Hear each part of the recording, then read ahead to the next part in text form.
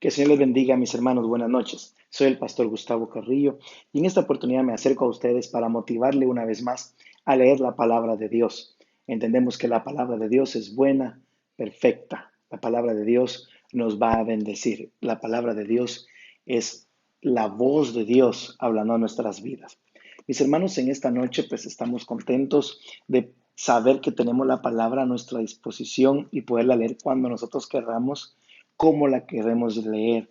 Y a través de nuestro diario devocional Avivamiento 2019, que tenemos acá, a través de este diario estamos leyendo la palabra de Dios y se da cuenta, ya vamos avanzando en el contenido de él. No es ningún libro, no es ninguna explicación, es simplemente líneas para escribir nuestros pensamientos acerca de lo que estamos leyendo. Así que el día de hoy, para el sábado 4 de mayo, nos corresponde leer Romanos capítulo 7. Si recordamos, durante estos últimos 6 capítulos hemos estado hablando de la exposición de Pablo a los que le escuchan en Roma, que le manda una carta a los romanos, a los judíos que están en Roma, a la iglesia que está floreciendo en Roma, y les explica sobre lo que es la gracia, les explica lo que es que Abraham le contó su fe como justicia, nos habla acerca del pecado, de la gracia, nos habla de varios temas. ¿Ok? Ahora, ayer empezó él a hablar un poquito sobre lo que era el pecado. Me refiero a ayer, es el capítulo número 6, que él empezó a hablar un poquito sobre lo que era que estábamos muertos al pecado. Y si usted se recordará, hablábamos de que él compara el pecado, esa muerte, con la resurrección, el bautismo y resurrección de nuestro Señor Jesucristo, o con lo que sucede en el bautismo. Y él dice que cuando nosotros somos bautizados, cuando entramos al agua, somos muertos en nuestro pecado, y al levantarnos del agua somos resucitados juntamente con Cristo por su resurrección. Así que nosotros también resucitamos con Él. Pero hoy vamos a estar hablando acerca de lo que es el pecado que mora en nosotros.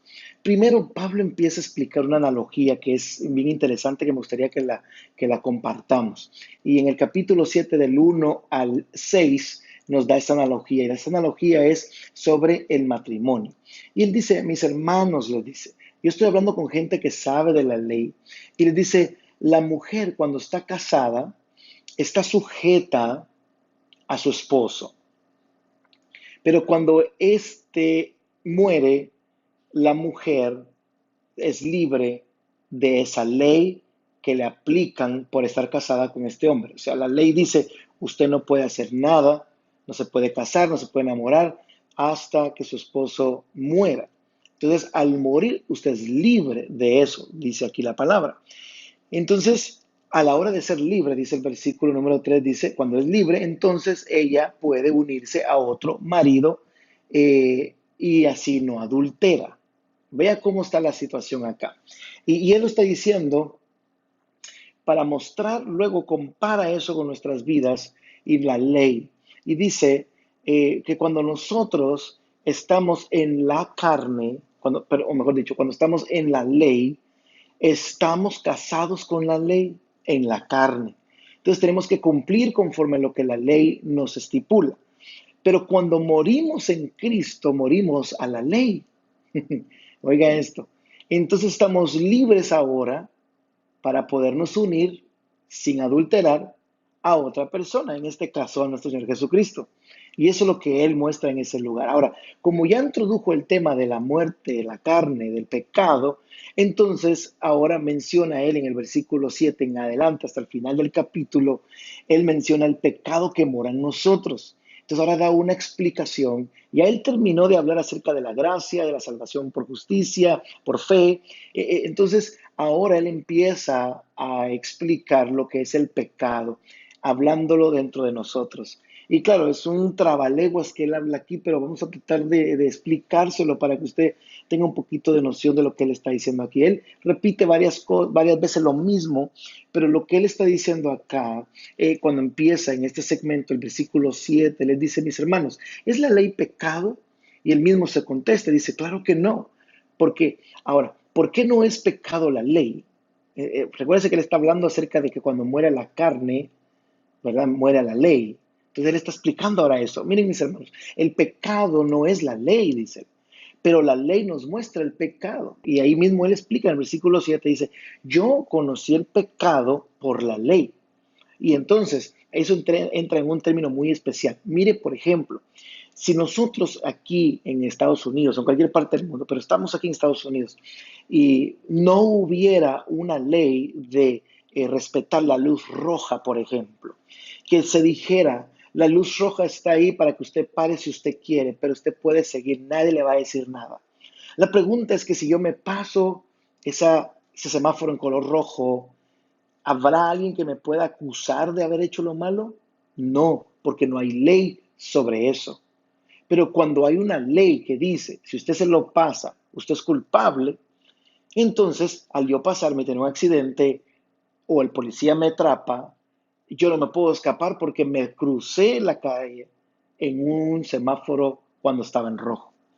Entonces, lo que hace la ley es decirme a mí, antes de que yo cometa el pecado, antes de yo pasarme ese semáforo en rojo, me dice de antemano, Gustavo, cuando estoy leyendo, hay una consecuencia si usted se pasa una luz roja.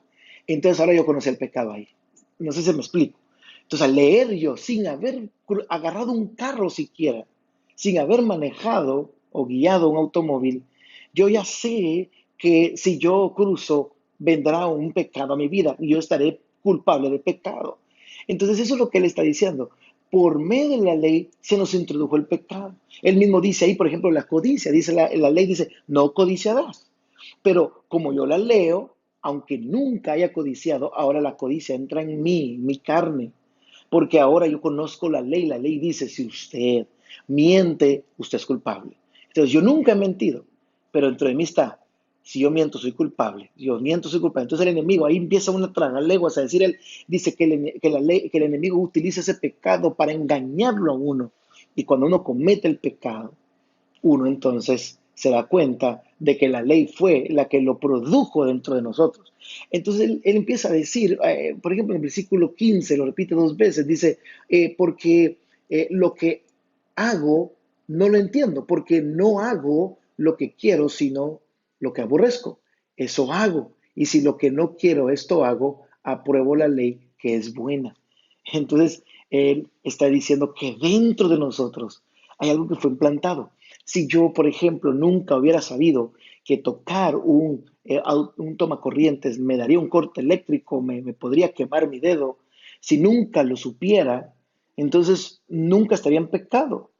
Pero como desde pequeño yo ya sé que si yo hago eso, me puedo lastimar, me puedo quemar, entonces, ¿qué es lo que va a suceder?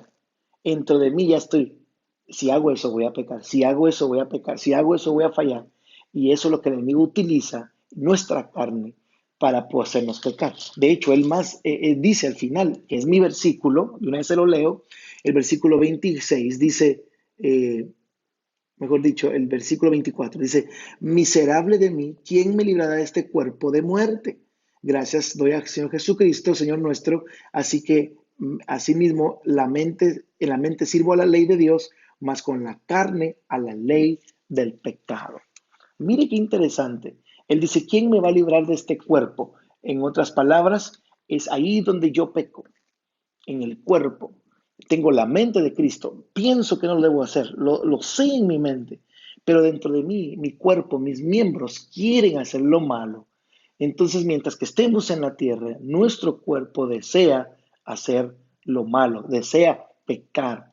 Y entonces nosotros debemos de constantemente estar pendiente a eso, de estar viendo lo que hacemos, viendo lo que decimos, porque en algún momento podemos pecar.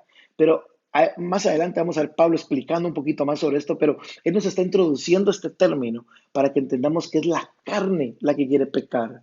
No soy yo, no es mi deseo, no es mi alma, no es mi mente, es mi cuerpo.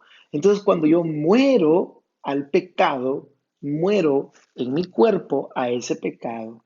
Y entonces al resucitar, entonces vengo a ser una persona que ahora mis miembros están puestos al servicio de Dios y ya no al pecado. Entonces ya no deberíamos de estar pecando porque ya Cristo mora en nosotros. Ya Cristo nos salvó del pecado. Eso lo va a introducir él más adelante. Pero es interesante ver cómo él dice que lo que quiero hacer no lo hago, sino que hago lo que no quiero hacer.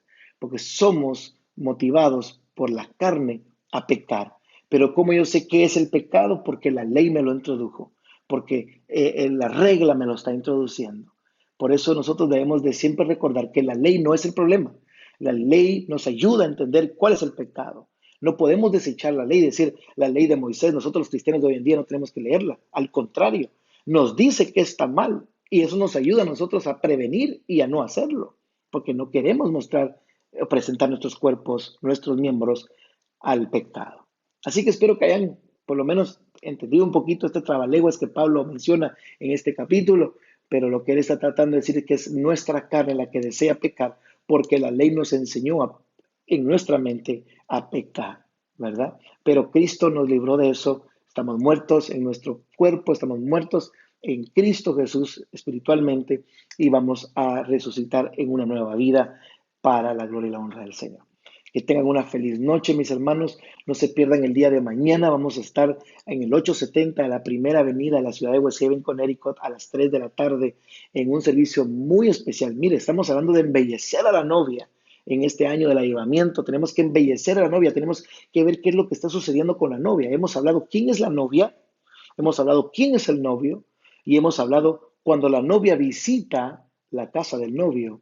Pero mañana vamos a ver algo muy interesante. Así que no se lo vaya a perder, siempre hablando de lo mismo, el novio y la novia, pero si usted se pierde el servicio mañana, no, es más, no se lo puede perder, porque va a ser un estudio muy especial que va a administrar tu vida. Te invito a que estés con nosotros este domingo a las 3 de la tarde. Que Dios te bendiga y que pases una feliz noche.